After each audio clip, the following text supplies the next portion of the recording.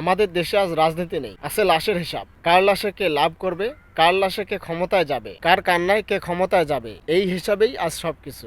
স্বার্থের জন্য এক মুহূর্তেই দল বদলাতে বুক কাঁপে না, সত্য বললে ট্রিগার টানতে বুক কাঁপে না। এ কেমন রাজনীতি ভাই? প্রতিহিংসা আজ আর মঞ্চে নেই, প্রতিহিংসা ঢুকে গেছে ঘরে ঘরে। শিশুর চোখে, মায়ের কান্নায়, স্ত্রীর নীরবতায়। ক্ষমতায় যাওয়ার জন্য মিথ্যা মামলা, চাঁদাবাজি, সন্ত্রাস, লুটপাট সবই জায়েজ হয়ে গেছে। বলুন তো, এই ক্ষমতা কি কবর পর্যন্ত যাবে?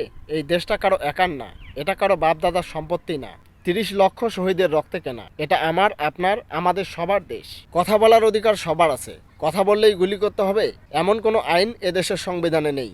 আজ একটি নিষ্পাপ শিশু তার বাবাকে হারিয়েছেন, তার নাম হাদি ভাই। কাল সেটা আপনার ভাইও হতে পারে, পরশু আপনার সন্তানও হতে পারে। এর দায় কে নেবে? কোন দল, কোন সরকার? নাকি আবার বলবেন সময় খারাপ ছিল? যাকে মারলে ভাই, সে কারো ভাই, কারো বাবা, কারো সন্তানের পৃথিবী।